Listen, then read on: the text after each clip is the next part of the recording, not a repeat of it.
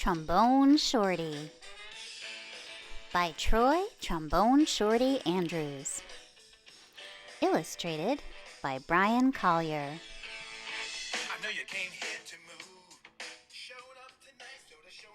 Read by Mrs. Brooks.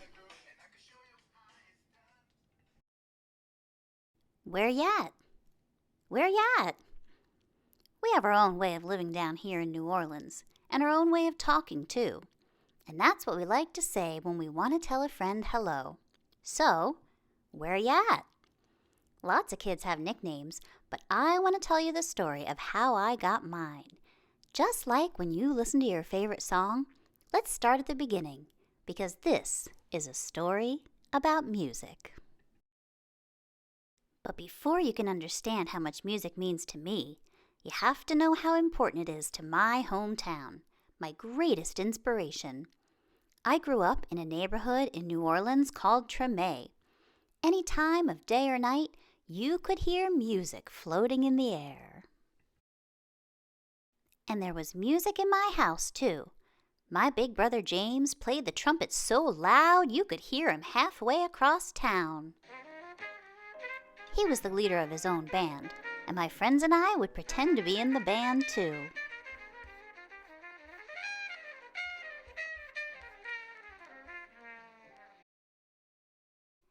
There is one time every year that is more exciting than any other. Mardi Gras. Parades fill the streets, and beaded necklaces are thrown in the air to the crowd. I loved the brass bands with their own trumpets, trombones, saxophones, and the biggest brass instrument of them all, the tuba, which rested over the musician's head like an elephant's trunk. Where ya at? Where ya at? The musicians would call. All day long I could see brass bands parade by my house while my neighbors danced along. I loved these parades during Mardi Gras because they made everyone forget about their troubles for a little while. People didn't have a lot of money in Trombone, but we always had a lot of music. I listened to all these sounds and mixed them together, just like how we make our food. We take one big pot and throw in sausage, crab, shrimp, chicken, vegetables, rice, whatever's in the kitchen, and stir it all together and let it cook. When it's done, it's the most delicious taste you've ever tried. We call it gumbo, and that's what I wanted my music to sound like. Different styles combined to create my own musical gumbo. But first, I needed an instrument. The great thing about music is that you don't even need a real instrument to play. So my friends and I decided to make our own. We might have sounded different from the real brass bands, but we felt like the greatest musicians of Trombone. We were making music, and that's all that mattered. Then one day, I found a broken trombone that looked too beaten up to make music anymore. It didn't sound perfect, but finally, with a real instrument in my hand, I was ready to play. The next time the parade went by my house, I grabbed the trombone and headed out to the street. My brother James noticed me playing along and smiled proudly. "Trombone Shorty," he called out, because the instrument was twice my size. "Where ya at?" From that day on, everyone called me Trombone Shorty. I took that trombone everywhere I went and never stopped playing. I was so small that sometimes I fell right over to the ground because it was so heavy. But I always got back up, and I learned to hold it up high.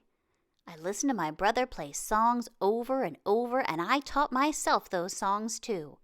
I practiced day and night, and sometimes I fell asleep with my trombone in my hands.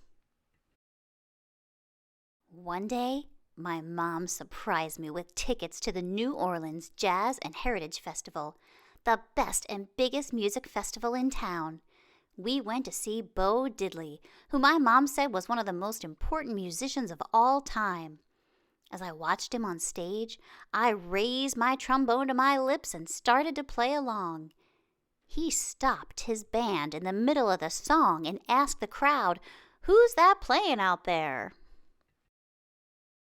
Everyone started pointing, but Bo Diddley couldn't see me because I was the smallest one in the place. So my mom held me up in the air and said, "That's my son, Trombone Shorty."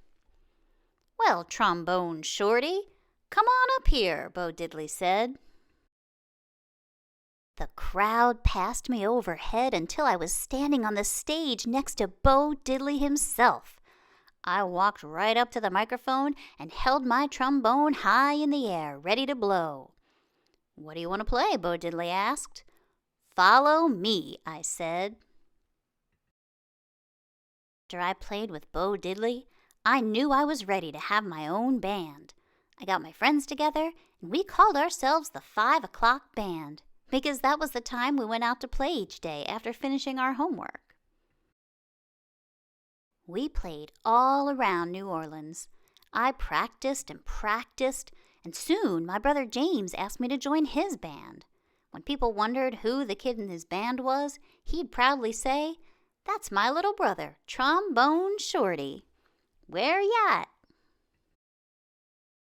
And now I have my own band called Trombone Shorty and Orleans Avenue, named after a street in Treme.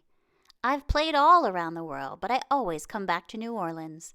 And when I'm home, I make sure to keep my eyes on the younger musicians in town and help them out, just like my brother did for me. Today, I play at the same New Orleans Jazz Festival where I once played with Bo Diddley. And when the performance ends, I lead a parade of musicians around, just like I used to do in the streets of Treme with my friends. Where ya at? Where ya at? I still keep my trombone in my hands, and I will never let it go. Here are some real-life pictures of Trombone Shorty, and stay tuned for a very special performance.